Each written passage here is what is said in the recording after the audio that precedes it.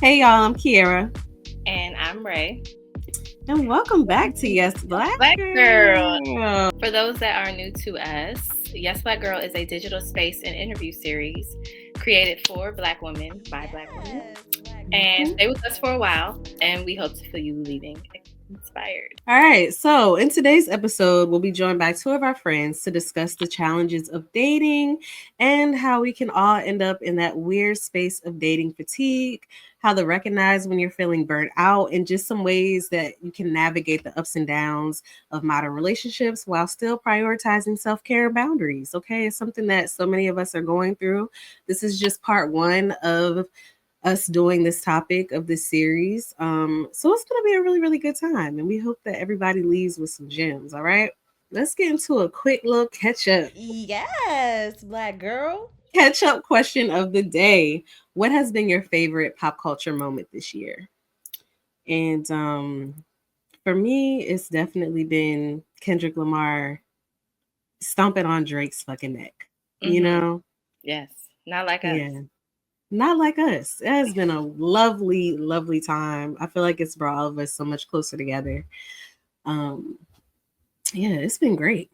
Back to back. And then this nigga just dropped one of the best albums, one of the best hip hop albums of this year. So it's been a great time. Yeah. And he's going on tour.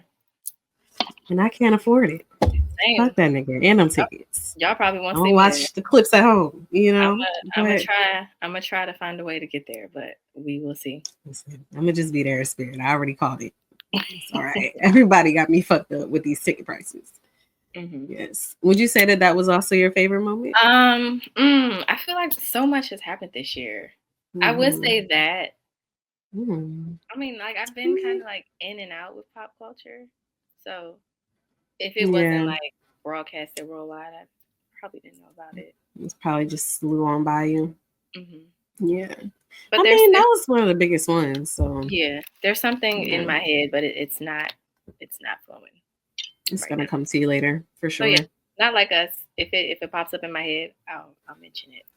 Yes, definitely. All right. Well, let's go ahead and get into our guest for today. First up, we have Chanel, who is a Miami native, who is thriving in the corporate world, and she's just really looking forward to discussing the complexities of dating in NYC.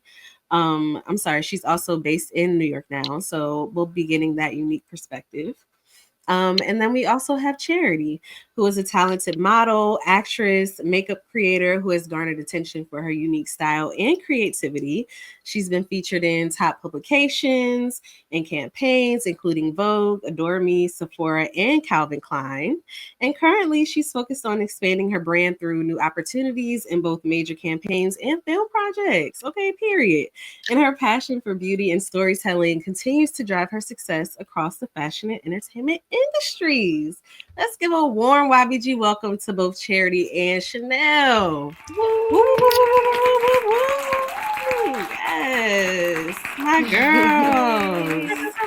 What it do? What's up? How's everybody feeling? Hello. Feeling good. Excited to get this conversation started. Yeah, it's so great to have you guys on. So we're gonna start with a little icebreaker. We're gonna play a little game of Marry, Fuck, Kill. So our first round of Fine Gentlemen, we have Kofi Siriboe, Aldous Hodge, and Method Man. That's a hard one. Yes, that is. I don't want to kill none of y'all.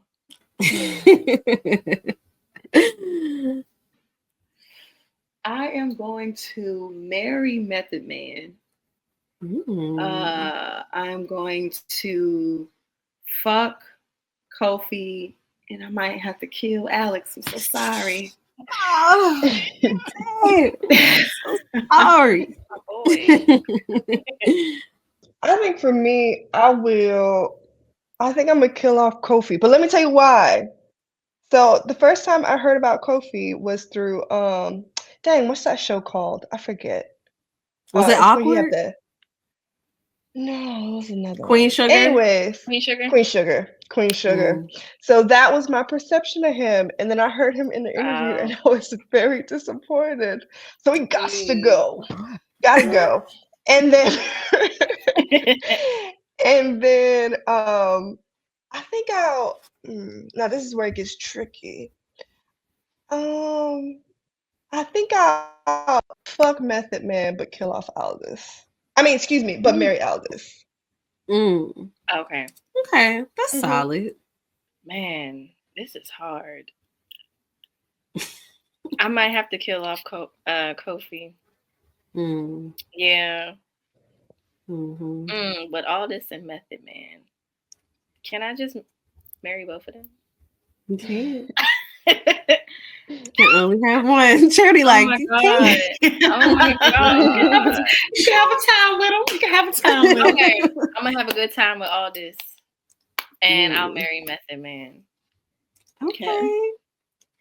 I'm definitely marrying Aldous. Okay, that voice, some arms, that face. He just gives husband.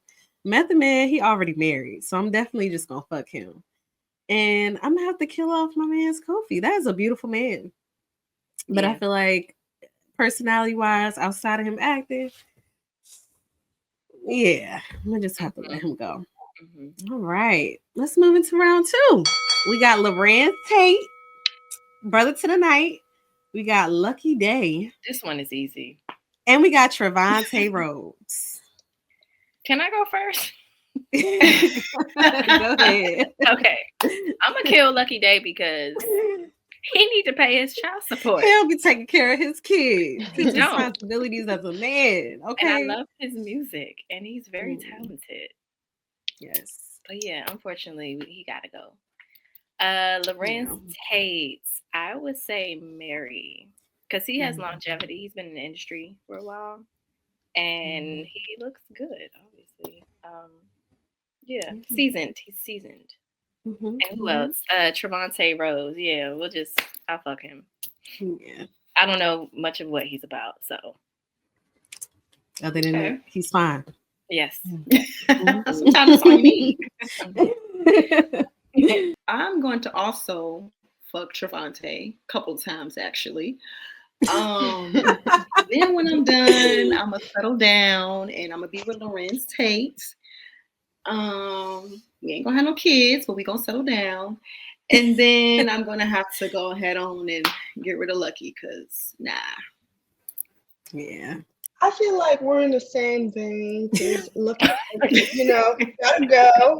You gotta get out of here. I don't know if I think Lorenz Tate, I'll probably like smash, but it's gonna be Trevante for me. I don't know, That's a fine man.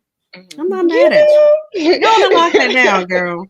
Go and lock that down. Definitely killing Lucky Day with no questions. Listen, poor Lucky. Poor Lucky. I'm gonna fuck Trevante to Lucky Day's music. I'm gonna have Lucky Day playing in the background. Oh damn, Trevante Rhodes.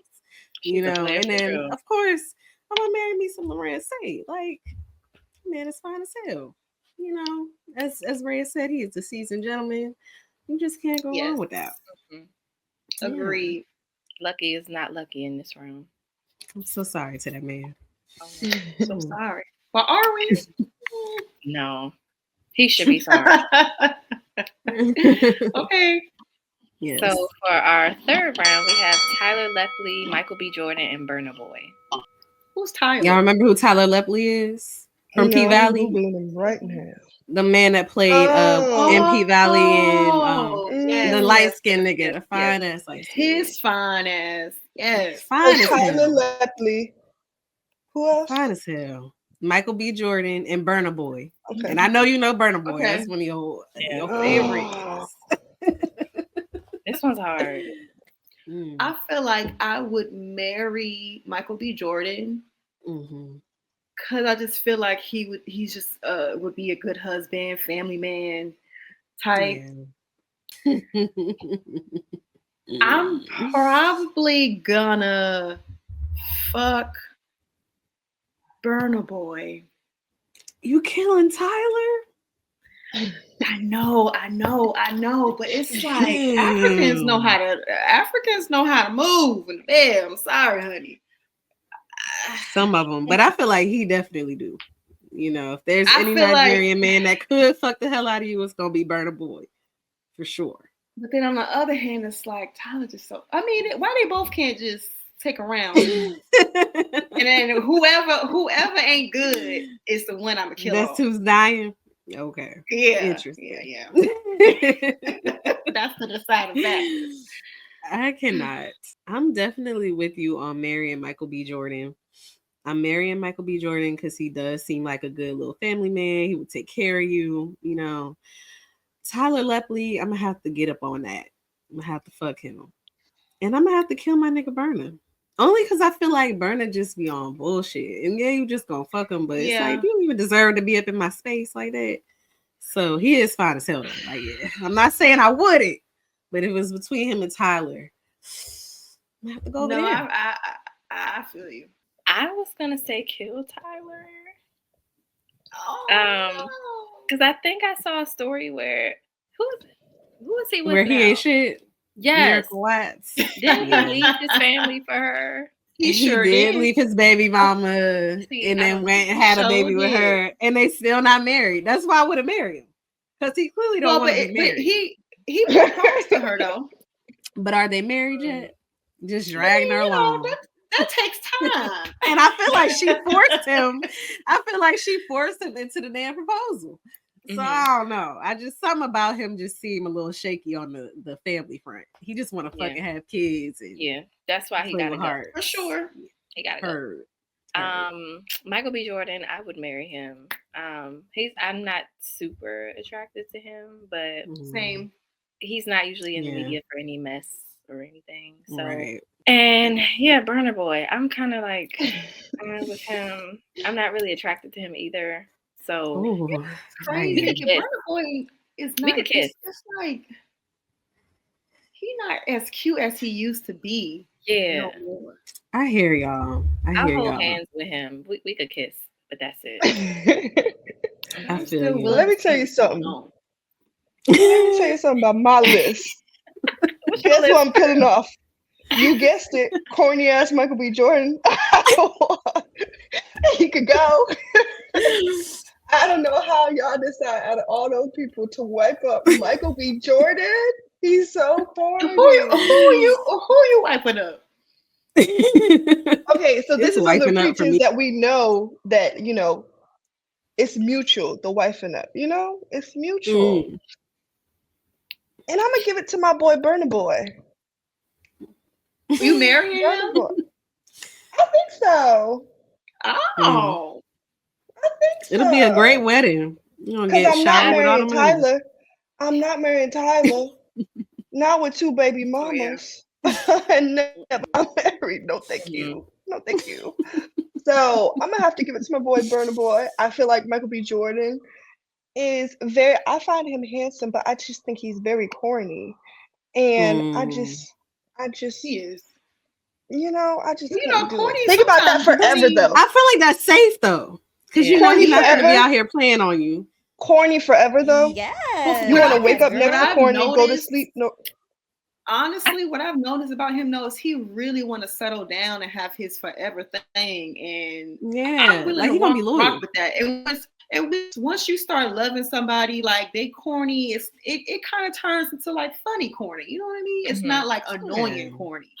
And I'd rather that. A man got a nice smile with that much money, with a nice smile. That want to be wifed up should be wifed up by now. Nobody wifing him up. He's corny. That's why they said. We all single right now on the damn call. I think there's levels to the corn. There's levels of corny. So like there might just be like, oh, I'm telling a corny dad joke every now and then. Yes, Black Girl. That's the way the fucking cookie crumbles. Let's go ahead and move on into the most important part of why we're all here is to discuss dating fatigue. So as everyone knows, we've all been dealing with our own little bouts of just being in and out of the dating apps, trying to figure out how we're going to find our people out here. And it just gets really, really tiring. It's like cycle after cycle, you asking the same questions. What's your favorite color? What do you like to do? who you be hanging out with, what you like to do for fun. We ask the same shit over and over, and it just gets really, really tiring. Having, feelings of hope, being excited about a person, and then kind of getting that let down and having to start all over again. So I think the first thing that I really wanted us to kind of touch on, because I think we're all approaching, if not already in our 30s, just being in a society where, there's all these pressures once you hit a certain age to find your person, to start getting married, settling down, having kids if you, want to have kids. Like, how are you guys feeling about that? About settling down and possibly having kids? About societal expectations. Like, everybody just constantly just feeling as though everyone's looking at you like, girl, when you gonna settle down? When you gonna find somebody? And then maybe even just putting that own pressure on yourself. I guess the more pressure I'm feeling is like feeling like accomplished and like well off within my career. As far as like family, I'm not concerned about that because my family already know I ain't trying to have kids. So my friends know I ain't trying to have kids.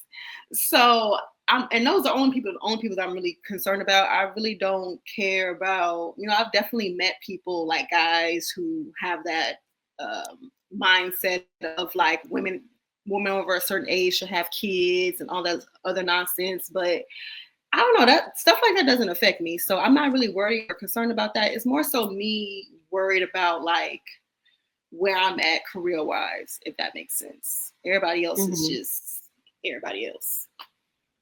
Got you. So like you mean like wanting to be in a certain place within your career and then finding your person, or just, okay, got you. Do you feel like that's affecting? No. And is there like a certain level that you want to be at? As far as like an opportunity that you may get, or just like where you're living? I feel like both. I feel like where I'm living, opportunities. I guess we all have that thing in our head where we feel like we need to accomplish, or how much we need to accomplish to feel accomplished.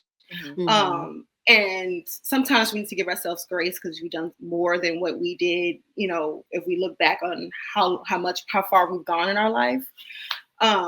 So it's like I'm trying to give myself more grace and things like that. But I guess then again, it's like sometimes you're just never satisfied because it's like you want something to make it feel like you're accomplished. But then when you get it, you're like, oh, that's not enough. I want more, and I want more, and I want more. And I feel like I value my career and my life and even being financially stable more important than I care about a relationship. Because I feel like that's kind of like the cherry on top. Because I feel like if I'm in a relationship, I don't have these other things, I'm not going to be happy. Because it's like, I don't want my life to be circling around a man and like, because then you kind of get lost in the relationship because it's all about him. I want to have my own stuff that I've accomplished and that I'm, setting goals and different expectations for my life, stuff like that. So I'm more so concerned about that. And of course, everybody wants to be in a relationship and have that person and be in love and all cuddled up and stuff like that. But after that, it's like, what else is going on? I don't want my whole life to be a relationship. At least for me personally, I don't. No shade for people who want that. But I just feel like as women, we should all have our own thing. Yeah, I definitely agree that like the ideal is to like push myself as far as I can go and things like that. Now, my family and friends, unfortunately, well, not so much my friends, but my family, they're very much on the opposite side of charity. So they're very much like, when's the baby coming? When's the man coming? Like, we're waiting, we're waiting, we're waiting. I think I come from a family of a very, not only like traditional family outside of like, because even though I was raised by a single mother, it's like she had her kids in wedlock and she like had all her kids in wedlock and my family was all married young and things like that. So it's like, and they're uber Christian. So it's like that expectation of like, okay, well, you already pushed it off until like you were finished with college. Now what's the reason? Like, why are you still not like pursuing these things? And I think contrary to like how a lot of people see Miami. Miami is a very conservative place. A lot of people get married in their early 20s to like who they met in high school and things like that. It's actually uber conservative if you live there. So I think for me, it is just kind of balancing the two of like, how do I make sure I'm staying for myself, having these goals, fulfilling them, and also making sure I'm not being too pressured by societal like norms and things like that. So continuing to say like, I think for me, it's really just understanding myself and being like, do I want this because other people have it, or do I actually want it because like I want it? So Let's for talk me, about that. Let's talk about mm-hmm. that because I feel like that's also kind of ties into what I mean, like by just the pressures of like expectations. Like for me, seeing my friends have kids right now, seeing people get married, it's like almost everybody is like starting to, build that part of their lives. And like Charity said, it's like for me, and luckily I too have like my mom already knows what's up. She like, girl, I know it ain't happening for me yet. I ain't gonna have grandkids till later. But it's very much like, everyone is doing these things. And I'm just like, dang, I kind of want that. But also, I want to meet these career goals. And I have certain things that I want to do for myself as an individual. Like, I want to live by myself at some point. I want to like be well off in my career. I want to have a good amount of money flowing in so that I don't need nothing from nobody. And then the next person that comes in, they complimentary me. You know what I'm saying? Like, that's where I want to be. But it is kind of like, as we're all trying to climb these spaces in our careers and we're trying to like balance everything, we're also living in these crazy times. Like we have inflation. It's very, very different from what our parents experienced. And it's like, I do, of course, still want a person. Like I wish I could have someone to like build all these things up with. But I feel like we're all in that same space, even the men, or whomever you're dating. It's like everyone is thinking that way. Like, especially in in the cities and stuff like that, everyone's on that grind, so it's really hard to like find those people. So that's a great point, Chanel, for sure. Yeah. And I like the point that you made about like just the craziness of the world. Like this is a different world, especially 2020 and the shutdown. Like we're all navigating this new dating scene at the same time, and everything is so different and the expectations are different.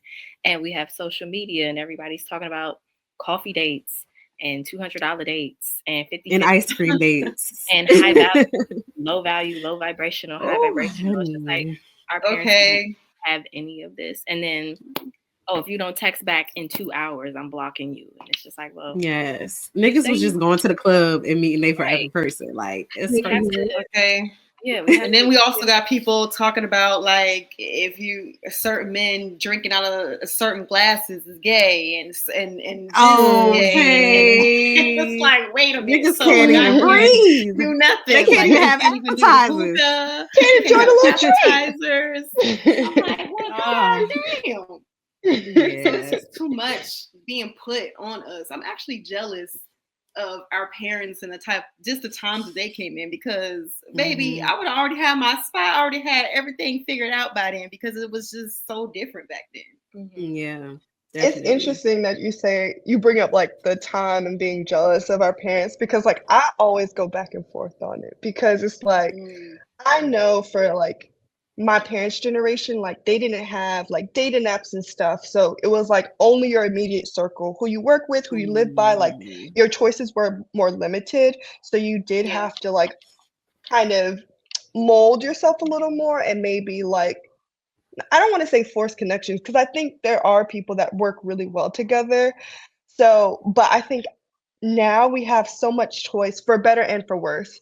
So I can really go out and look for like my perfect person, and it's going to take me a long time, and I'm going to do a lot of swiping, a lot of searching, a lot of talking stages.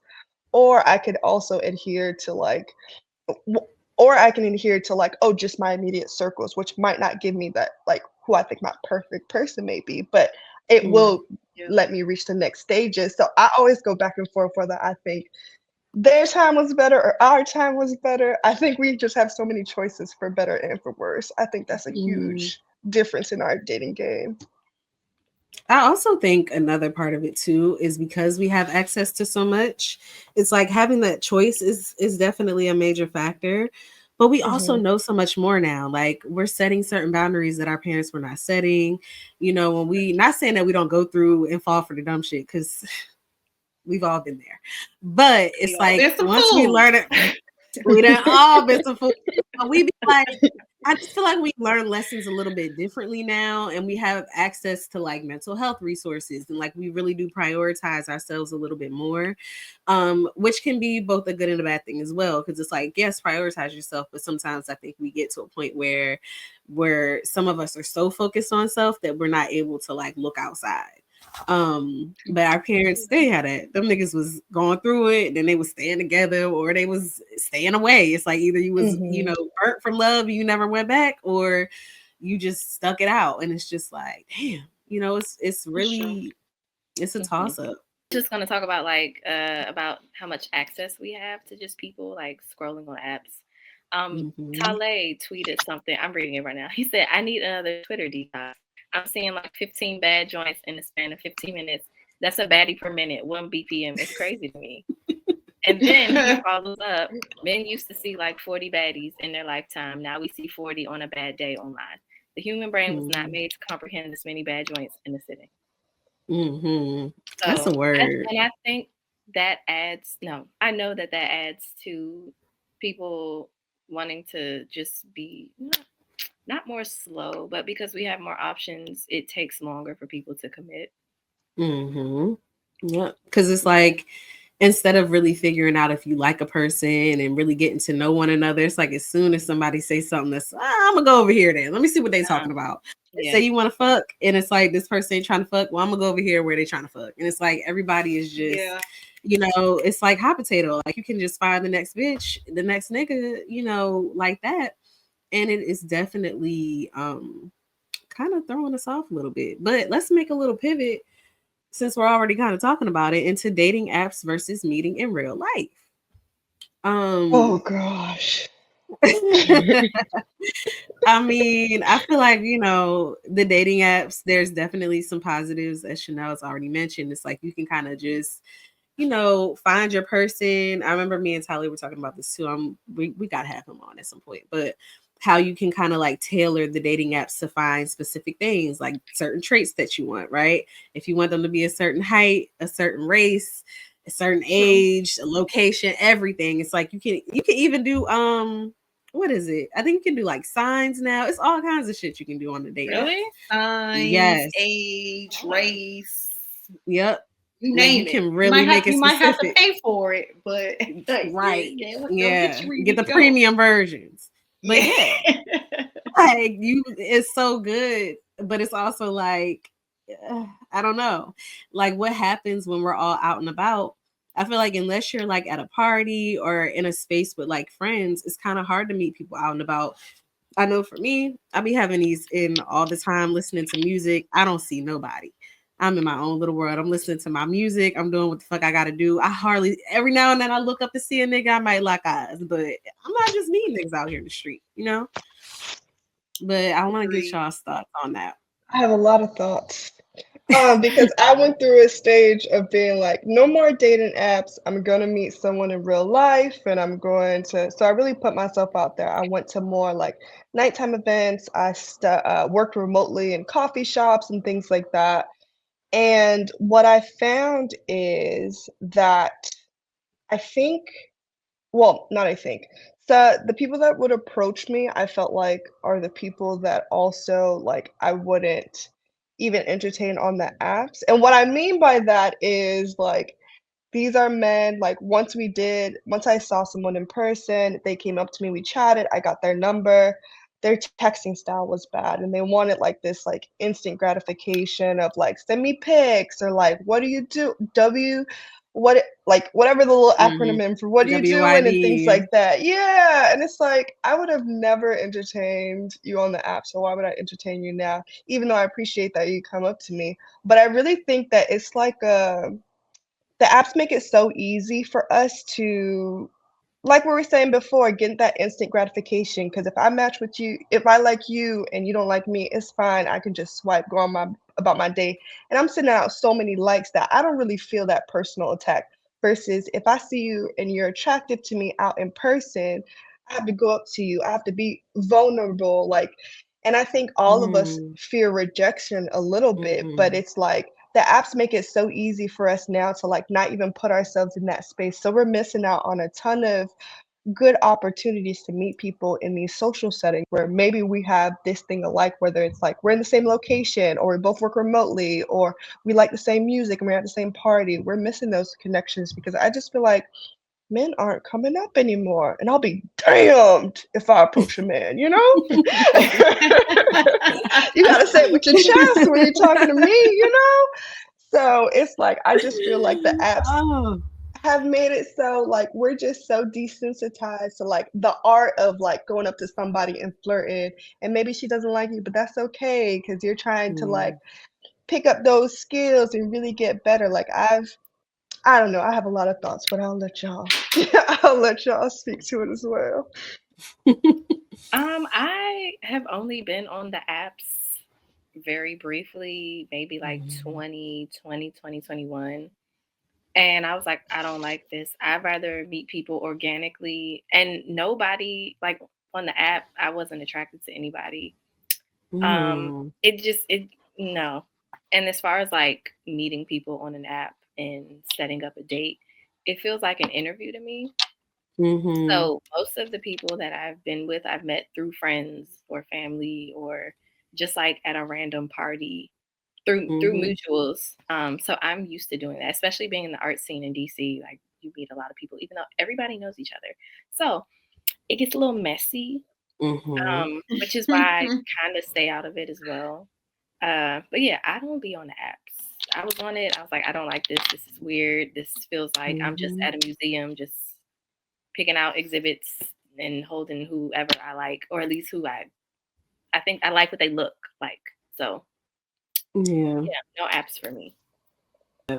I will say, speaking to what you're saying, is like when you're in a specific community, it's so much easier to meet people through your friends. And like, even just when you're in like a certain space, like being in college, you're going to meet people all the time. It's so much easier to just like meet people. And then even after that, you have friends, you go out, people have functions.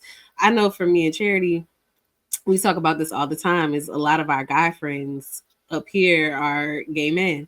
So it's like when we have functions or go to functions, it's rare for us to meet the men, you know? And then when we do go to functions where there's men, they ain't giving what we want them to give. So it's like, dang, where the niggas at? But like if I'm home, it's definitely a little bit more to pick from, I will say. Because people are a little bit more like mixed in. Like it's not just one, you know, type of people. Everyone kind of hangs out in like the DMV area. But yeah, dating apps, it's I think the positive about it is that you know you're gonna get on there and find someone to talk to. Like if you just bored and just want to chat it up with a nigga, or you kind of just want to go like every time I've ever gotten on a dating app, it's because I knew I could just talk to somebody real quick, go on a little date. But it's like in the long term, it's just very like Rhea said, it feels like an interview. A lot of people are super weird on there. They're just looking for one thing. I remember I matched with this one dude and I had on like a top and like you could see a little bit of cleavage. And I thought we were having a good conversation. We talking about what we do and everything. And he's like, yeah. He just kept coming back to that shirt. And I'm like, nigga, this is fucking weird. Like, we can't even just have a normal adult conversation because you so worried about my damn titties. So shit like that is a huge turnoff, you know, versus when you're out in person, you have to have that real conversation and connection in order to make the connection, you know? I definitely agree. I prefer in person versus the app because like you said, you can just feel when you have a connection with somebody instantly. Like ain't no like you meeting somebody's, I mean you can still meet somebody's representative in person, but it's like it's nothing like an undeniable connection that you have with somebody in person. Like you having a good time with them, you meet them at a party, y'all joking around, it's like okay, you know, this guy's kind of cool, versus you on an app, you gotta wait for them to reply. Then it's like a lot of times I've been having to where like I hate when I have to pull conversations out of people because people don't know how to have conversations. That's what I'm also realizing. So it's like a lot of times you match with a guy and they don't even know how to have a regular conversation. So now you gotta direct the conversation. And it's like, that gets tiring because it's like, now I feel like I'm interviewing you and we're only talking about you, because a lot of them don't know how to even ask you, well, what about you? How are you feeling? Like, how your day going? Like, it's like, well, damn. And then it's like, then you meet somebody who is just focusing on sex, but they're trying to pretend like they're not focusing on sex by bringing up everything else, but then like bring it back around to, oh, I can come to your crib and keep you warm, or you know, talking about what you got on. And it's just like a lot of them act like they ain't never had sex before. I'm like, did y'all lose your virginity yesterday? Like, goddamn. It's just, it's so annoying. It's just like, you're damned if you do, you're damned if you don't. At the end of the day, niggas is gonna nig. And I'd rather it be in person because I can cut it off quickly. I can be like, you know what, you're not my type of dude. Let me go on over here with my girls, you know, and let that be it. Because sometimes you meet somebody on the app and you get all excited because you thinking like, okay, I like him, he's cool, y'all going out, okay, he's cool. And then slowly he starts showing who he really is. And it's like, god damn, I thought I had one. I don't know. Either way, I feel like whether it's in person or on the app, if a person is not genuine, it's not gonna work either way. So it's like, yeah. I also want to go back to what Chanel was saying about niggas not knowing how to approach you no more, even knowing like what to say. And like Charity, you're saying that you're experiencing that on the apps, which I'm sure we all have, but it definitely also is happening in real life. It's like, you know, they don't even know how to start up a it's like, come to me. Versus when you see the old heads, one thing about the old niggas, they know how to come and spark, even if you're not interested in them. You could not even, you could show no interest and they still gonna chat it up. You probably gonna laugh a couple times because the niggas is gonna be funny. The social skills, and they still gonna buy you a drink. Still gonna buy you a drink, knowing that you're not going with them. They don't give a damn. They just in it for the They just happy to be in your presence. Right. They ain't teach their nephews. They ain't teach their sons because they don't have that same skill. And then I remember I saw a tweet one time where this guy was saying like, if he doesn't see a woman buy her own drink, then he's not going to buy a drink for her. Nigga, what the fuck? Why? You already know what it is. Well, I'm not coming out here to spend my money. Sweet. A nigga said that. And it's funny because right after that, me and Chanel had went out somewhere and I felt like it kind of happened to me. Like this nigga kept asking me if I had bought a drink yet. And I'm like, nigga, you ain't bought me one. You asking if I'm buying my drink. Pull out your card. You know, and I'm like, damn, like this is the world that we're living in. Niggas don't even want to buy us drinks no more. That's crazy to me. Yeah. And also going back to you saying or mentioning how guys don't approach anybody anymore. Did y'all see that viral video going around where it's like these two guys were at a concert and the guy pans to the girl that's literally like two people away from him. And he's like, do your job. And it's like, she right there. You could just go up to her and say something. And I'm like, are we for real right now? Like, hello? Yes. No, I didn't see that. That's crazy. What the? And it's like, so y'all not, I'm telling you, she was literally like two people away. She was right beside him. Wow. And you're asking us, the internet, to help you find her so you can sign her in DMs and waste her time. Listen, the art of like talking to someone and conversing, and I guess I'm more traditional in this. I really think men like, I like that men like can converse and talk and come up to women. Like it's truly been lost. Like a lot of like, I have had people come up to me a good amount, I would say, and like none of them, like here was saying, come up to me like the 60-year-old with the full-on top hat, 3-piece suit. He coming confident and he coming correct. Even if I'm telling him, no, I'm not interested, they just have a way of getting you involved in that conversation and just wanting to talk to them more. And even if I'm not romantically or sexually interested in, it's like, I want to talk to you because you're so funny and you're so personable and entertaining. And it's like so much fun. And I think that's just like, it's been lost. It's an art that's been lost. And I think it's partially due to like these dating apps where you could just swipe and be like, hey, what's up? What's your name? You know what I mean? We're losing it. Do y'all feel like it was a little bit different before the pandemic happened? Like, do you feel like men were a little bit more, they were approaching more back then? I feel like it was the same, dog. I feel like it was the same. Maybe not. I feel like, maybe I feel like now people are way more on their phones after COVID for sure. But I feel like the dynamic between the man and the woman and them coming up to you, I feel like that's the same. Interesting. I don't know. People just don't want to hang out and talk. People don't want to have a good time, period. People are just want to be seen, get fly, and no dancing. It's about the aesthetics. Yeah, they don't want to. They don't want to. Give me a good DJ and a dance floor and a drink. I'm good. Yeah. I'm good. And most of the time I'm going out, I always know that 9 times out of 10, I ain't gonna meet nobody. I'm just out here for vibes and hanging out with my girls. Cause and then also what you said, Kiera, I'm always around my gays. So God should have made me a gay man, honestly. Hurt. I feel like it's worse now. Like people were approaching, well, for people our age, like the old heads, they are experienced, so they know how to converse with you in person. And now, like between like late 20s, mid 30s, the social skills are lacking, especially because, like Charity said, we've been on our phones a lot. We were in the shutdown, so people were just on Zoom talking to screens. So yeah, in real life, it's very different. And I think it depends on like where you go. So like if you're at a club, people are gonna chat you up. But like, I don't know. I guess it just depends on the people and the day and the scene. I will say though, going to more creative spaces, I've had better luck at meeting people because it's like people are more willing to chat and like get to know you. It's like it's a different dynamic. So it does matter, I guess, like you said, where you go. Cause if I'm going out to like a lounge or a club type place, a party, then it's like, it's not going to work out that way. But if I'm going to like a, artsy spot or some type of exhibit or something that has to do with anything creative, I've always found that I've always was able to have conversation a lot easier with men. So, and that's always why I'm liking artsy niggas because it's just, yeah, they're the best.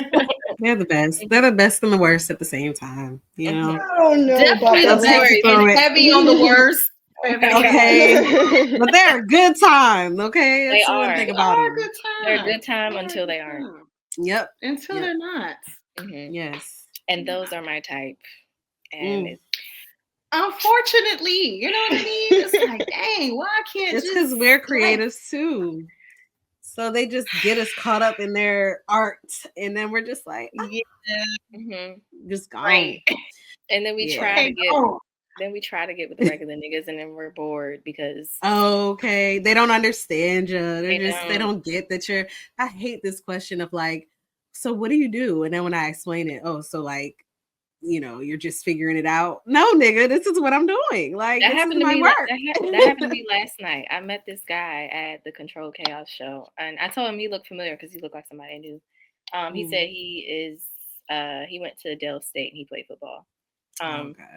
But yeah, he was like, so what do you do? And I was just like, oh, here we go.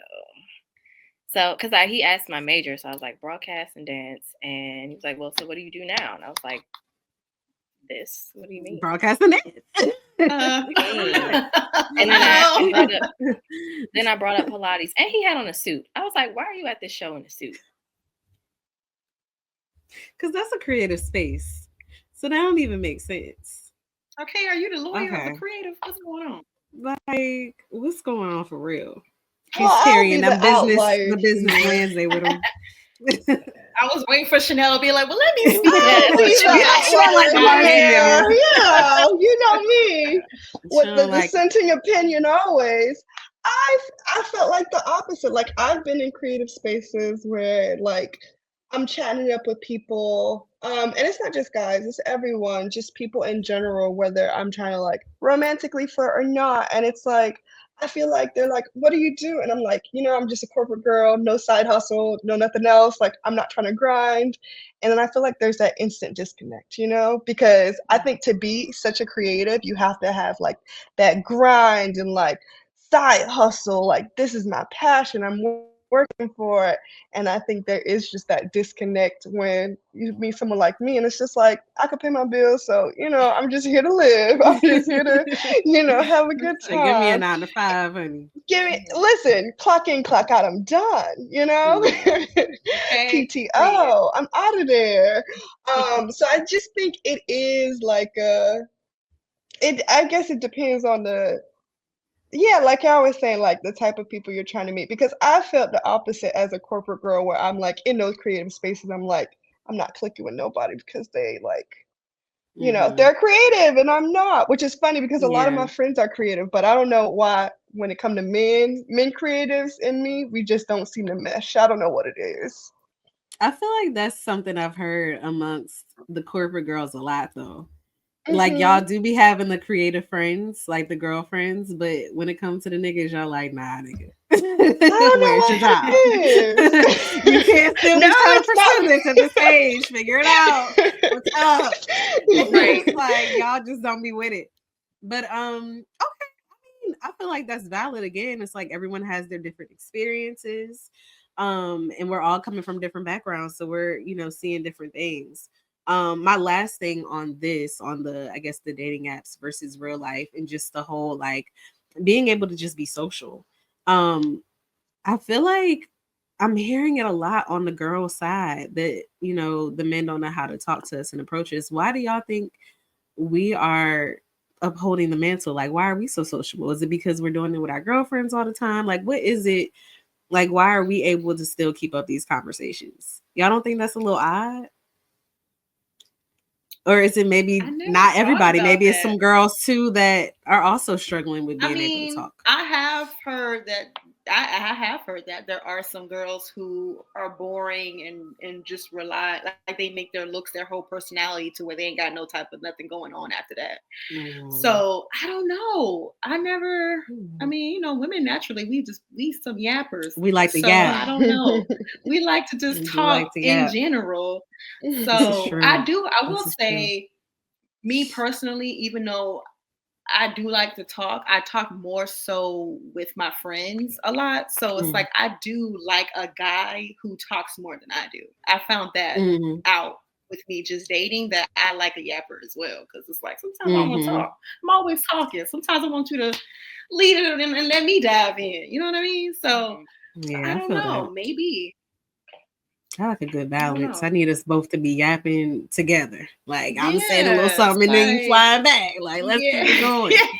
If I'm on the phone with you and we ain't on the phone for 4 hours talking, then it's probably not going to work out for me.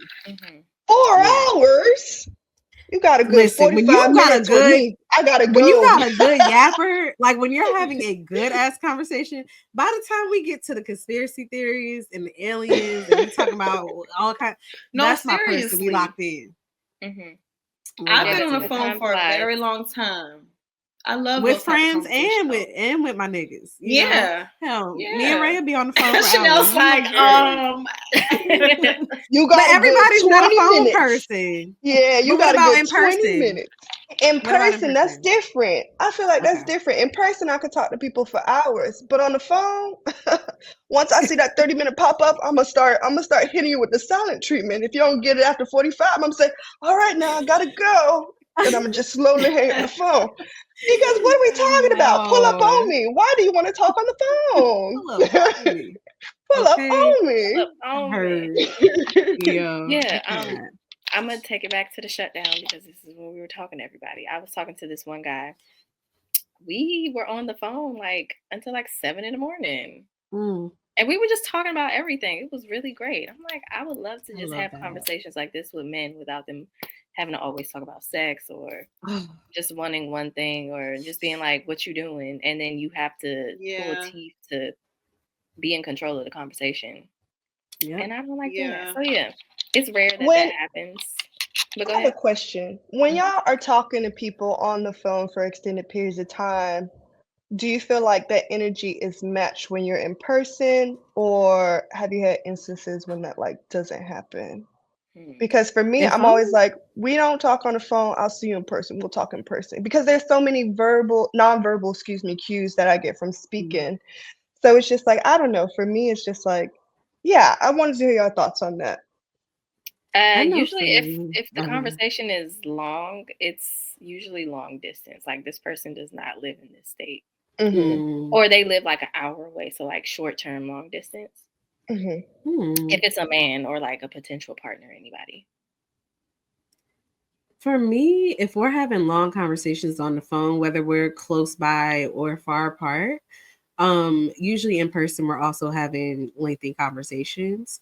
But when I'm not having conversations like that on the phone, like if I'm dating someone and they're a bad texter or they don't like to be on the phone, we usually have better conversations in person, but it usually doesn't last long. Like I'm not dating them very long because it's like we can't have that. Like if I can't talk to you outside of us being face to face, then we don't really have nothing to build on.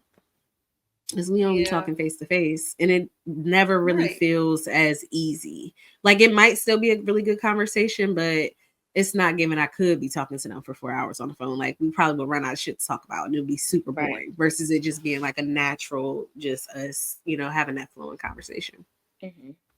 And for me, there has to be like a good balance of in person, on the phone, and texting. Like we don't have to text all the time, but text me back. Like you see a message, respond. It don't have to be because that phone is in your hand. Exactly, because every time I'm with you, I'm scrolling TikTok, so you see my message. Okay. If you don't want to talk to me, you can just say that.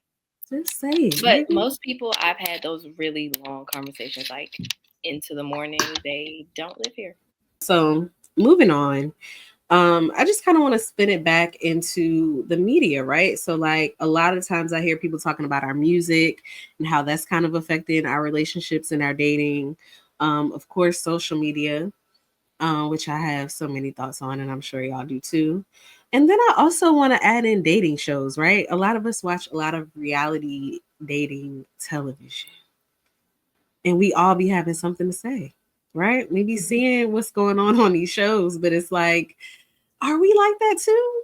We just don't have the cameras in our face. So yeah. And like, how is that affecting us? Because it's like we're sitting at home talking about something, oh, that could never be me, or this is insane. But it's like, nigga, it's really us, like as a society. So yeah. I guess we could just start with music. Like, how do y'all feel about that affecting us overall? And I guess to just kind of give a little bit more context, like I know a lot of times people talk about how the music back in the day, they talked about love a lot more. And there was a lot more togetherness versus now, everybody just talking about fucking, or everyone's like kind of against one another. It's a lot of, fuck this nigga, I don't give a fuck about these bitches type music out. I feel like now the music, like they're making it to where like being in love is corny. Falling in love is corny. And it's like, why? Why is it corny to sing your heart out about how much you love this girl? How much you like this guy? Like, why is it always fuck these niggas, fuck these bitches, get money? Like, what happens? Like, nobody wants to be in love no more. And that's the problem, because even when dating, people just want to go with the flow and they don't want to put a name on nothing. And it's like, why don't nobody want to be in love? And it's okay if you're not ready for love, but I feel like people be moving like they're ready for love, knowing they're not ready for love, and be trying to like trick people into situationships or just not being authentically themselves about their intentions. So I feel like nowadays it's not cool to be in love. Like somebody will make fun of you, like, oh, I'm in love. Like making love songs. Like, I'm not ashamed of being in love. I'm not ashamed of one, especially at a certain age. You shouldn't be out here still trying to be the player from the Himalaya type shit. Like, calm down. Like, how much pussy do you need? Half the time, the girl not even climaxing to get to her peak. So you doing all this? That could not be me. Right. But yeah, anyways, I'm rambling, but yeah, I feel like people, don't want to be in love no more. It's like it's not cool to be in love, so that's whack. Yeah, I definitely could see that too. I would say just like R&B isn't what it used to be. Also, like when you used to hear R&B, it used to be either I'm in love with this person or we just broke up and I'm heartbroken about it. niggas was begging. Now, yeah, listen, the in girls the rain, was begging, the niggas was begging, in the crying in the screaming. rain.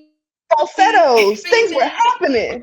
Listen, in the desert wearing leather, begging. And they didn't talk about sex the same either. Y'all realize that? And I know I've don't. said this a million times, but like it was like them love covering it making. up, metaphors, like and I actually miss that. Like I miss that. Yeah, me too. And I feel like we Yeah. don't.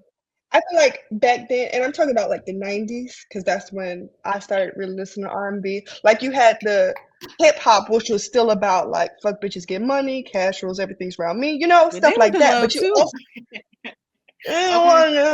not the ones I was listening to, but and then you had the R&B, so you had some of it to counteract. Now it's just all every, and I don't. That's a good question because I've never thought about if that is affecting like how we think about relationships and love. But it's definitely, I feel like it's so hard, especially to find like music anymore that's about like just love or yearning for someone or just like wanting to be in love. Like we just don't have it no more. You gotta listen to the old we shit don't have to get it. And we don't have it as much. It's not as mainstream anymore. Right. Maybe that's the best way to put it. Facts. Yeah, I was gonna say that because I do listen to a lot of like current R&B in like the last 10 years that is not inspired by trap beats. And people are still making it. It's just not right. It's just not mainstream. So yeah. And then I know a lot of men don't listen to R&B, so like they're just not connected in that way, which is the problem. That's they why used to.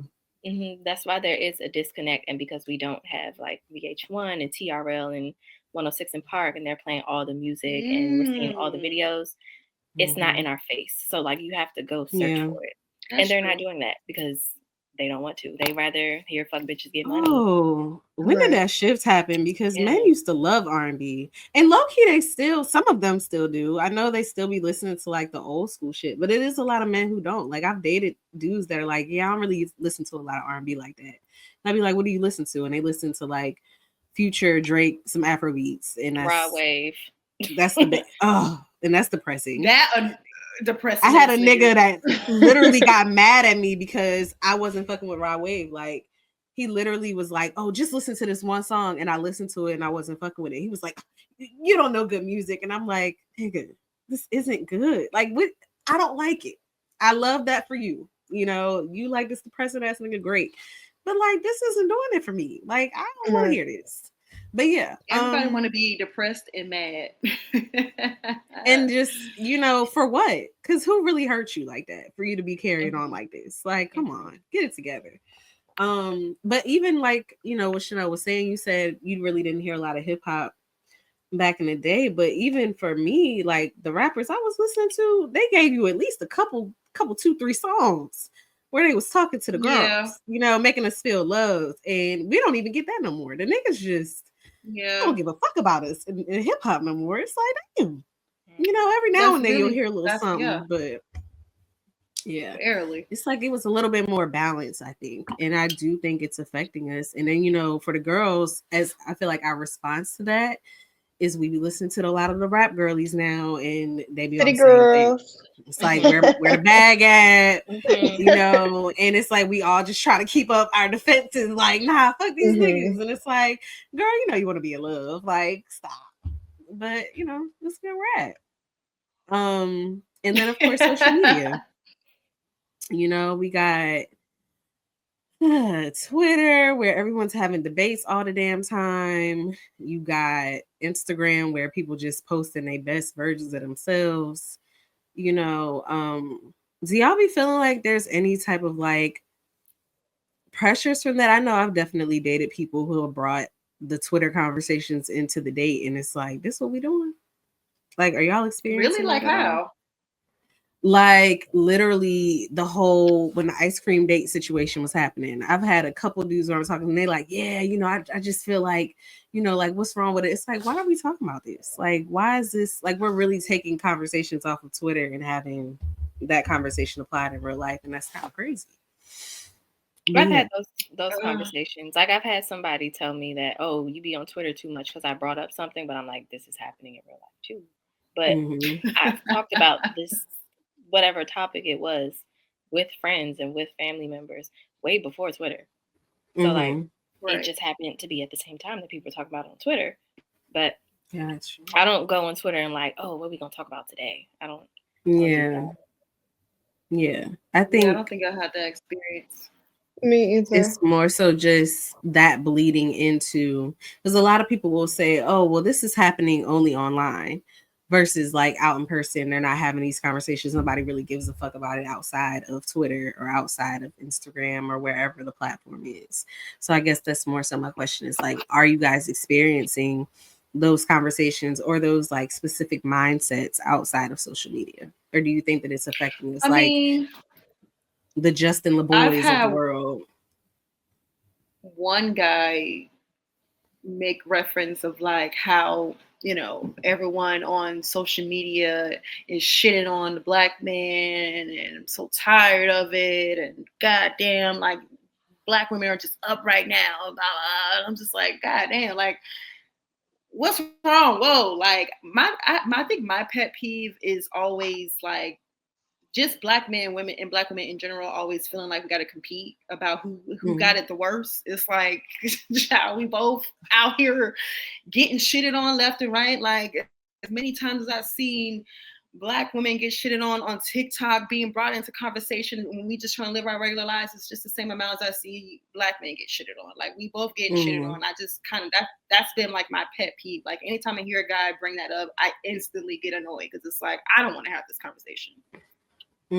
Yeah, I don't see most of the online dating conversations in real life because the people in real life are either in happy relationships or they're too busy trying to figure out what they want in their relationship. So they don't have time to be on social media. So all of the stuff we see, people are just at home either bitter it's just or content. Right. Or they don't go out. So or they're envying other celebrities' relationships, talking about some couple goals. Like it's all of that. And it's like, or projecting and tearing them down. It's like you don't even know these. Yeah. Okay. Yeah. Heard. That wraps up our dating fatigue discussion. Okay, I'm not fucking tired of this. Back and forth. When does it end? To end that off though, I am gonna ask, when you guys do kind of feel like you're tired of being out here dating, do y'all like to just take a break? How do y'all kind of like get back to yourselves or setting yourselves? Like, is it one of those things of I'm about to just be around my friends for a little bit, just get my, get my love there and try to focus on that? Is it more so going within yourselves? Like, how do y'all kind of handle that space of like recovery and like getting yourselves back ready to be back in that space?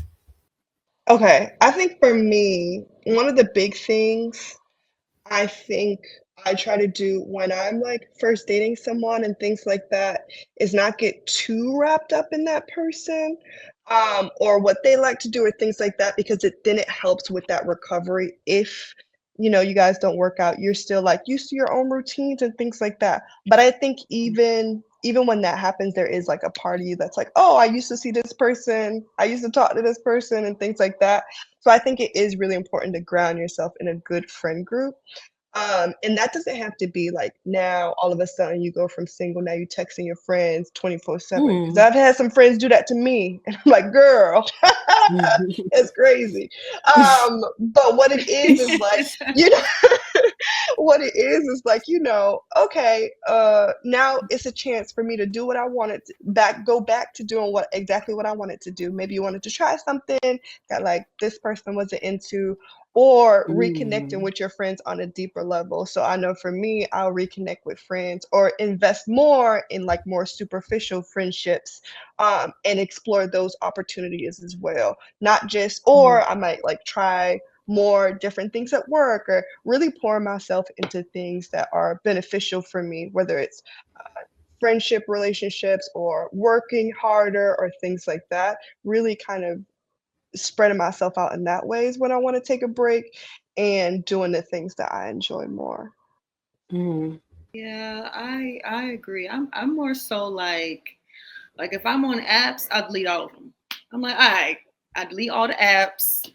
I'm always dedicating time to friends, so I guess that wouldn't be any different. I'm more so pour into myself. One thing I'm gonna do is spoil myself, where I take myself out to eat, or I buy me some cute, put on some cute, go out and be.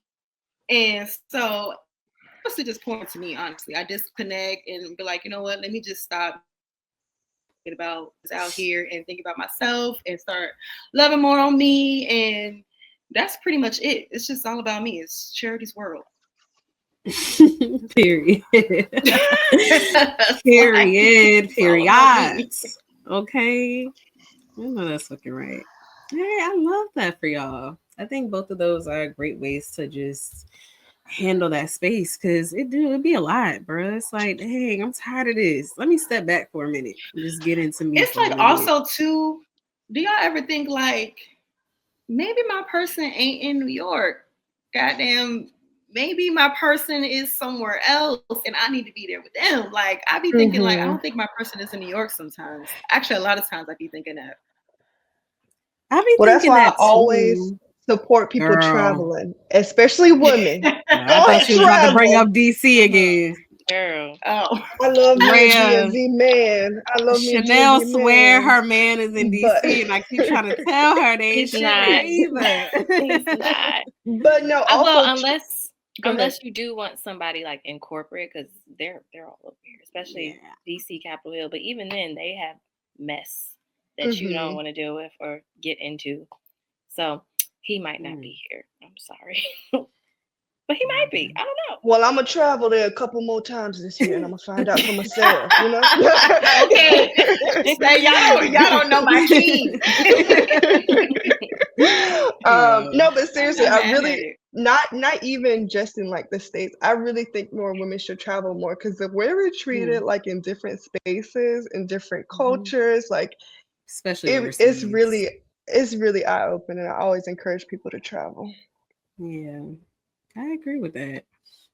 I think in the US it's hard because I feel like everybody in all the major cities be saying the same shit. Like, they don't like women here. It's hard to date. Yeah. And it's like, well, damn, we can't all be experiencing this. Where the fuck I gotta go?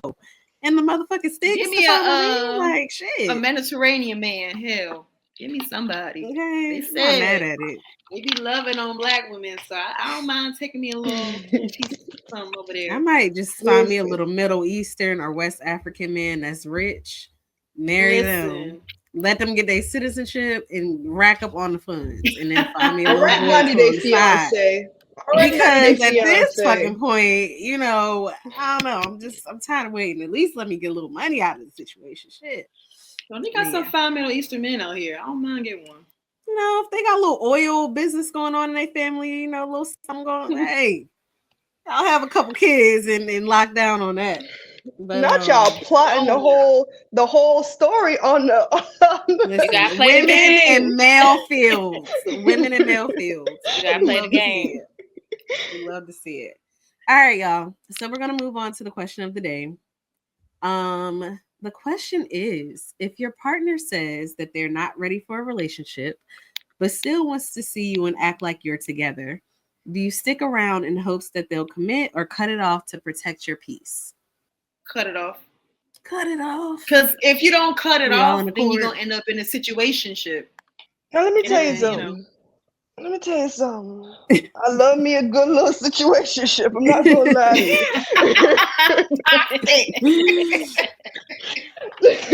So I really think it has to do with what that particular person, like being you, not the partner, what you want. So if like you're the type that, for example, really wants to invest in yourself and you really want to travel more and do this and that, and you have somebody that's like, hey, I don't want the title, but we can keep seeing each other. We'll go out on dates and stuff. I think that's the perfect opportunity for you to explore that, without the relationship struggles or relationship concerns of like, oh, I have to consider my partner when I'm thinking about traveling or when I'm thinking about should I move here, do this and do that. Like, I think that's a perfect situation for a situationship. Now, if you yourself know, hey, I want to have kids in 2 years and I really want to be someone I could bring to Thanksgiving and Christmas and I want the matching PJs, that's not for you, but it really just depends on what you want, and you have to be honest with yourself. I think and I also think once you start catching feelings, that's when you gotta let it go. If you go in knowing it's just for fun, have you fun. But if you start catching feelings, then feelings at some point. Yeah, they do. But when you do, and that sounds more like just like casual dating, like. Yeah, we can go on dates and see each other and do things, but we can also still do that with other people. Because for me, a situationship is one-sided. Like there's one person that's like, "Oh, please commit to me," and then the other one is just like, "I'm just here for the fun." But I know people who have been in situationships and it worked for them. Been on both sides. I've been the person that's saying, I don't want to be with you, but we can still kick it. And I've also been the bitch that's like, I want this to be my person. Yeah. It's interesting because when I think of situationship, what comes to mind is like automatically like, you're not seeing other people, I'm not seeing other people. We're not ready to label it yet. But like, that's what I think of when I think of situationship. It's like you're acting as though you're in a relationship without the title and like the real commitment of it all. It's like you don't want to say the thing, but it's like you basically doing the thing. Like you got all the benefits of the relationship without taking it that extra step. Yeah. Right. But I mean, it is that. Benefits. Yeah. Because it's like at some point, you're going to catch feelings, and it is very much the one person that has the feelings, and the other person is like, nah, I don't want this. So either you get out or, you stay in make and the decision. Yep. Yeah. So my advice is definitely to cut it off and protect that damn peace. Don't do it to yourself. Or like Rhea said, date other people. That way you're not focused on them so much. But if you date other people, it's not a situationship. It's like well, that was the question. The question was just you just dating them and they ain't ready to be committed. But y'all dating y'all. So it's like, but I hear you. It's like once you are dating other people, it's no longer. But that's the good part though. It's like you're getting yourself out of the situationship and you're saying, nah, that's not what you want. Let me put myself in a different space. Or you can just cut it off completely. But if you don't want to let that person go yet, to me, that still kind of sounds like you still kind of have hopes that they will commit to you at some point, but you're just trying to see other people. So, or it could be that they have great sex. Because if the dick is good, and I don't want to let that go yet, but I'm also like, I don't want my feelings involved. Then I'm gonna date around friend anyway. with benefits. There you go. Now that's another thing with dating fatigue that I have. Too many labels. We exclusive. We together. Situationship. Friends with benefits. It's too much for me. Are we together? And we all doing the same shit. Honestly, that's the crazy part. It's really all the same. They're all too many labels. I love a label. It keeps me like aligned. I know what to. We know right. I know what's going on. I know there's expectations with certain labels. So if there's no label, I don't want you to be like, that's true. Oh, we going on trips and we doing all this, but you're not my girlfriend. So if I try to bring up something that I'm upset about, or I'm trying to have a talk about the relationship and where is this potentially going? When they come out with it, right? They'll be like, nah, we not that. We don't need to have that conversation. Exactly. We're not together. And I love a good conversation. Yeah. Then they tell you to get out your feelings. And it's like, well, how am I gonna get out my feelings when we acting like this and we doing that? And you cuddled up now at night. I gotta bring up this. And you telling me, whoa, chill, we ain't that. And it's like, well, what we been doing? Right. So yeah. My personal favorite is just the friends with benefits. That's where I like I soar. I do the best at Because I know, because with friends with benefits, it's like it's cut and dry, it's black and white. You know what it is. Like it's no blurred lines because we just friends. We already know what it is.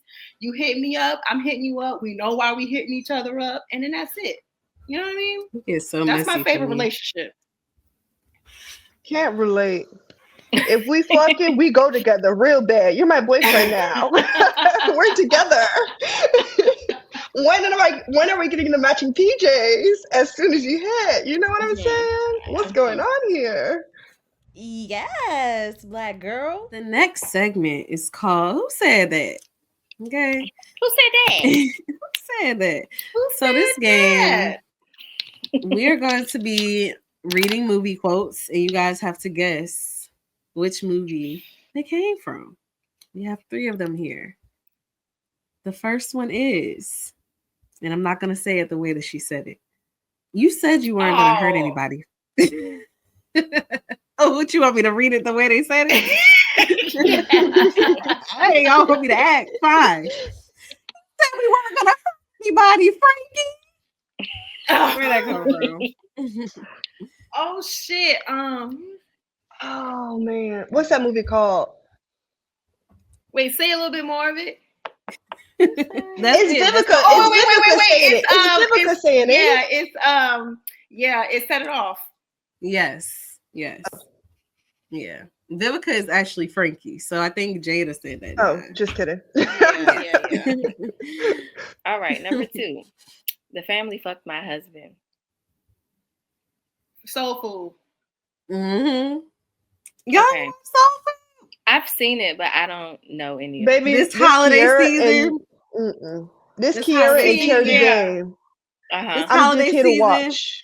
This holiday season, I want y'all to take a look at that movie, okay? It's very toxic, but it's a classic. Y'all got to know that line. The family my husband. My mom used to watch it all the time, and I've seen it. I just don't remember it. You don't remember the line? Mm-mm. All right. This one gonna be hard, dude. And that's why I picked it. Y'all always complaining about how don't nobody want y'all ass, don't know how to treat you. Where'd that come from? This is also a classic black film. Y'all always complaining about how don't nobody want your ass, don't know how to treat you. Crickets. That's all we get. Can I just say names? What's the next line? Maybe I don't remember the next line. I'm not gonna hold you.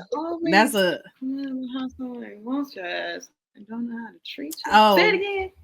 A following up line is "You raggedy bitch." Oh my gosh, it's the meme. I've seen it before. I know that movie. The fact that it's living on through the balcony. She on the balcony. She on the balcony. Y'all done seen this movie. I know y'all done seen this a million times. It's not Waiting to Exhale. And he's talking to it from below. I was Waiting to Exhale. Okay. Yes. Oh, okay. So you got that on that movie, leather vest. Okay. Damn. You know what's crazy? That's crazy. All the other black movies get quoted more than that movie does, so that's why I don't know it, because people don't quote that movie enough. Heard. So, but yeah. Also, the most recognizable part of that is the "You raggedy bitch" line. Yes. But that quote always gets me because of the way that he says it. It's hilarious to me. No, that part is funny, and his ass in that outfit, he was really crashing out. Pale outside. Okay. The want original somebody to come out. with him to a damn family reunion, sir. Go home and change. Okay, please. All right, we have arrived at the last segment, y'all, and that segment is my favorite. When you know better, you do better. And today's topic: dating people with kids. Yeah. Absolutely not. I've done it. I don't like it. Because I don't want to come second in a relationship, especially if it's not my kid. And I love kids. I have no problem with kids, with being around kids. But as far as dating somebody, no. especially if they are under like the age of 6. You hit it on the fucking. Just You like hit just the nail on the head. go be with your family. Please. Don't involve Please. me.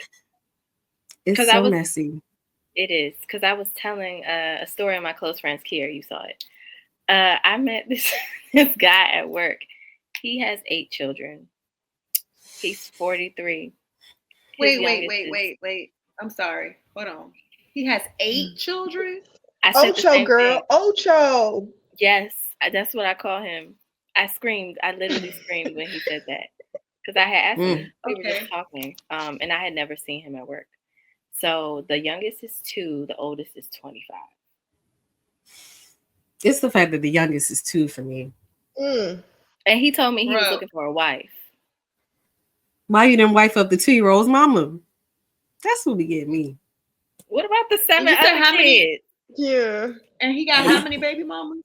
I didn't ask, because 8 was enough information for me to be like, no. Yeah. And then I could tell, like, he was giving me, like, he was running down, like, a whole script. Like, he didn't ask anything about me, really. He was just saying, he said he lived alone. I'm like, how you got 8 kids and you live alone? Because he ain't taking care of them kids. Okay, the mama's wife. She want a wife. Child. And my last relationship, his daughter is 6 now. It was moving into I'm the babysitter sometimes. And no. I know. And because I love kids, and kids love me. So I'm like, I know. I can't just sit here and just let you not do anything. Like, I'm gonna play some games with you. We're gonna read books. No. See how quickly you get roped into being somebody's mama? Crazy. And he always said, like, you don't have to play stepmom. And I'm like, I don't, and I don't want to, but like, she's here. So like, yeah. But at the same time, I will say we met a little bit too early, because one day I was at his spot and she had to come in to use the bathroom, and he left his key in the house. So already it didn't come off to a good start, and I wasn't ready to meet her yet either. So it just happened too fast. Dang. But yeah, overall, I don't think I want to. Maybe if I'm older, well, when I'm older, because I don't think I want kids. So as of right now, no. Heard. Interesting. It's definitely messy when they're under a certain age. It's like, oh my God, you just freshly had this damn baby. The baby mom is somewhere lurking. That's one thing to always keep in mind. They stay right there because you just had the child. Like, y'all still freshly off of something. That's number one.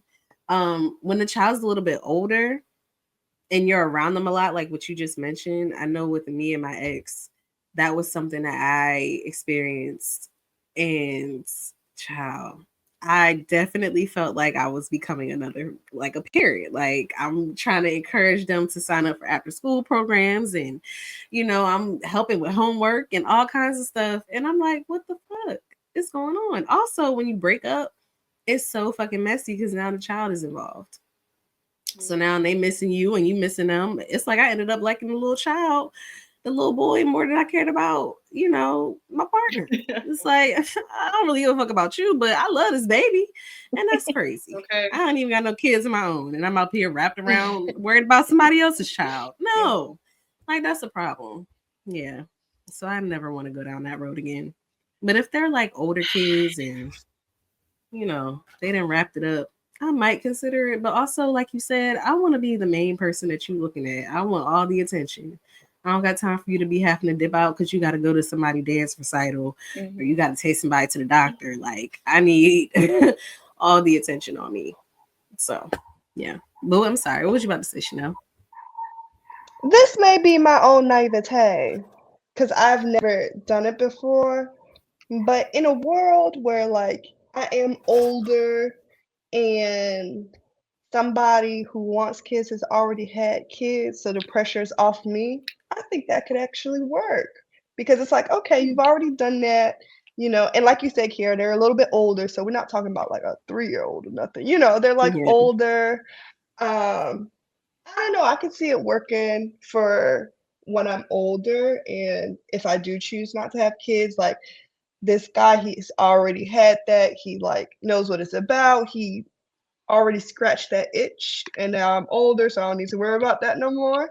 I can see it happening, but like you said, right now it's like I'm very spoiled in relationships. So I want to be top priority. I want to be considered first. I don't want to be like, and it's even like if you have kids and you're making me first priority, now I'm looking at you weird because what are you talking about? You know what I mean?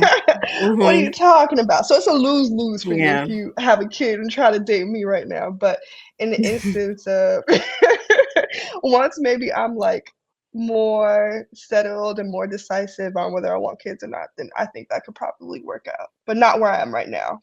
Right now I want to be selfish. Yes. And number one.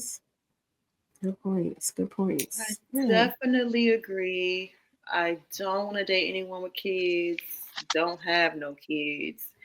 I will say though, older, like, because I mean, I feel like it's gonna be hard to get away from somebody. When you're older, people gonna have kids. So I feel like if they are gonna have kids, I'd much rather them have them when they like already out the door, or at least around like 16, 17, somewhere in that area. But for the most part, I don't want him to have no kids. I want to be the one and only, and I don't want him to want any kids either. So that's gonna suck. Because I'm also afraid at all, and I'm also afraid of dating someone who says they don't want kids and then later in life change their mind and say they do. And it's like, what am I supposed to do? Yeah, because it's like now you all in love and then to change their fucking mind. Yeah, and now we're gonna have to break up. He said, "Hit the road, baby. That's it." No, because I truly feel like you need to want to have kids to have kids. I disagree with people having kids just to like for their partner or to satisfy somebody. Like, you need to want to have kids. So if that doesn't work out, you still want to like have this child and pour into it, and pour into them and all this other stuff. Like, people be having kids for the wrong reasons, and I truly don't want no kids. I feel like I would be a great mom for sure, but I truly don't want no kids. So if he turns around and says that he does want kids, it's gonna suck because we're gonna have to break up. Yeah, because I still ain't gonna want to have no kids. You know what I mean? Yeah. Like, for me to have to change my mind or want kids, I would need to have a lot of money to where, like, some of it would kind of make sense. You know what I mean? Like, if I'm having a kid, okay, I got me a night nanny, I got me a day nanny, because postpartum is serious. Not a 24/7 nanny. Make sure. Okay. Yeah, I feel like if I'm having a child, I need to have a night nanny, and I need to have. Yeah, it takes a village, and I don't know what type of mindset I'm gonna have when I have this child. Like, I might check out after having this motherfucking child. I might be like, "Fuck this child." So I need to have my nanny to step in and be like, "Hold on, girl. Like, hold on. Let me take the child while you get your rest." And I also feel like it's gonna, if God forbid I do want kids, it's gonna take me a long time to find a guy to where I feel like he would make a phenomenal dad, even if I am not in the picture. And I feel like people don't take enough time to vet the right parent. They just want to have kids. I need to think, like, if we break up, I know that you don't give a fuck. You're gonna always make sure this child is good, no matter what. Yeah. I don't want you to be like, you out and you're not giving a damn about the child. Now I'm over here with this child I didn't even want in the first place. Like, nah. I feel like that goes for partners too. Like, if you're choosing a partner who doesn't have kids, but you have them, and it's like, say something happens to you, is that partner going to be there for your kids? Like, are they going to hold it down for your kids, or are they going to leave them little niggas hanging? And people don't be thinking about that shit. Like, I would want someone who I know when I'm gone, they are still going to be taking care of my kids and loving on my kids as if they're theirs, you know? So also don't date me if you're looking for that, because I probably don't want to take care of your damn kids. I want my own. Okay, because once you out of here, so is your child. Yeah. You know what I'm saying? R.I.P. I'm so sorry. I'm sorry. Gonna ship them off to that mama that wasn't taking care of them. I can't do it. Man, I am terrified of childbirth. Yes. And then even then, like the kid could be 7 years old. The other partner, they could decide to just not be a parent anymore. That's so scary to me. I don't. Yeah. And we have to go into having kids like, oh, I might end up a single parent, because I've seen it happen so many times, and I don't have the bandwidth. I'm too selfish. Yeah. And yeah, I don't want to die. There's a possibility that you can die during childbirth. That's terrifying, and people, specifically men, don't take that into account. Yeah, it's That's so true. Scary. I agree. Especially Black women in the hospital. That alone is scary. They're not taking care of them. Yeah. So to be going through all of that for this little motherfucker, I don't know. Yeah. There's so many things to fucking consider with that. Let's get a little puppy dog instead, you know? Exactly. And I'll be all right. It still could get messy. Because now you got, say y'all break up, who's taking a dog? Ray knows firsthand. Oh, God. Now y'all got fighting for custody over the damn dog. Right, I got my cat though, so we good. You did. Little teeth. Yeah. But no, the biggest lesson I think from this whole topic is definitely, if you are gonna, date someone with kids, the kids need to be a little bit older so that they already settled in and they ain't finna cause no problems, and they mamas ain't finna cause no problems, or they daddies if you date a woman. And if you're gonna date a person with kids, just realize that like they're gonna have to take up a lot of that time. So if you don't want that, get the fuck out. It's not something that you should be playing with. Also, I feel like a valid question to ask is the baby mama single, or do they got somebody in their life? So for my last situation, she was not single, but she was keeping tabs on me. Like she was looking at my Instagram story and that whole thing. Weird. And I had never met her. I wanted to meet her just so we could clear the air or anything, because I didn't have an issue with her. But I know, like, you have a child with a man, you want to be with your family, especially as a woman. Yeah. You created this baby with this man and you pushed it out for him, and now he's over there with somebody else.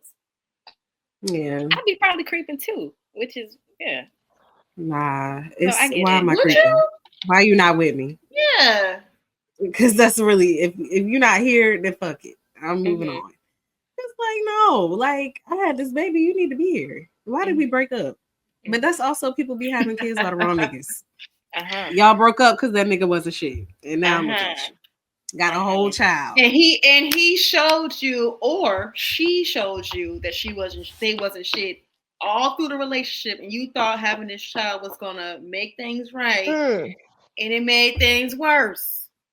Now y'all got this little child and the bullshit in of a it broken all. home. Like, this wasn't a secret, baby. This person been like this. Ghetto. Truly ghetto. But thank God I ain't got no kids. Okay. I crashed out by mine. Okay. What you mean? Y'all going on dates and I got a baby? What? Huh? Right. Huh? Yeah. Nah. Yeah. Couldn't be me. Couldn't be me. So when you know better, you do better. Yes. So I could understand why she was creeping, and because I was around her kids. So and we didn't meet. So yeah. But then I feel like if I was her, I would be on some like telling the father of my child, like, hey, this seems like a person that you're gonna have around my child a lot. I need to meet this person. Like somebody, be an adult and be like, okay, I do want to meet her because she's gonna be around my child. So that's how I would be, because it's like I want to know who's around my child. I don't think she was mentally there yet. Right. See? Yeah. Just having kids to have kids. Again, and you know what? Couldn't be also me. Niggas being so, let's talk about the niggas that be so easily wanting to have sex without condoms, knowing oh my gosh. And don't want no motherfucking kids, because they be wanting you to be on birth control. And it's like, I'm not doing it. Nope. I know the girls be on it. I can't do it. I don't care. Even if I was, wrap it up. You know, right? Like, why you want to come at me so bad? Why you want to come at me so bad? And you don't want no fucking kids. Yeah. And don't want to give you half the money for an abortions because they ain't getting the money. So, or pay for a fucking Plan B. These niggas are cheap. Going half and half on a Plan B is crazy. You better pay for the whole Plan B. Like, you wanted to come up off that money. Okay, hell no. I am not trying to have no kids, baby. Get you a condom quickly. Yeah, niggas definitely do not like to wear condoms no more. It's really crazy. And then they be like, granted, I don't like wearing them either, but I don't. It feels better. Kids. But you got to be safe because it's not even just about the kids. It's about STDs too. Right. Like, even if you got tested and checked up on, bitch, I don't know where the fuck your dick been. Wrap it the fuck up. Like, niggas are too and a lot of people don't get tested at all. Oh my god. Like, a bitch could be running around burning and you sitting up here. And it's like, even in relationships, because I've made that mistake of being in a relationship, so I thought I could trust my partner the whole time. They the ones that's giving me the motherfucking STD because they out here doing shit that I just didn't, you just never know. You got to be fucking safe out here. Yeah. I mean, true. You definitely got to be safe. But it definitely does feel good without a condom. It does. But nah, niggas be strangers trying to fuck without. I got another question too. For y'all, is it different if like a guy's trying to like smash raw versus if he's trying to like just eat you out? Because to me, it's like the same. Like, you can't eat me out or you can't smash raw if I don't trust you. Because where that mouth been? Why you so eager to open your mouth for someone? You know? You gonna eat me, baby. You gonna eat me. You gonna eat me. I'm sorry. I am very, very particular. I'm like in the middle. I'll make a nigga brush their teeth first. That's crazy. Before we get up into it, but I do want my Chanel. I love a good foreplay situation. I'm no, unless we like into. See, that's where I think we're different. If we exclusive, that's fine. But as soon as if we're not wearing condoms, you might as well start doing that too. It's the same thing. Because I know y'all use dental dams. It's the same thing. All that saliva. Wrapping my pussy up.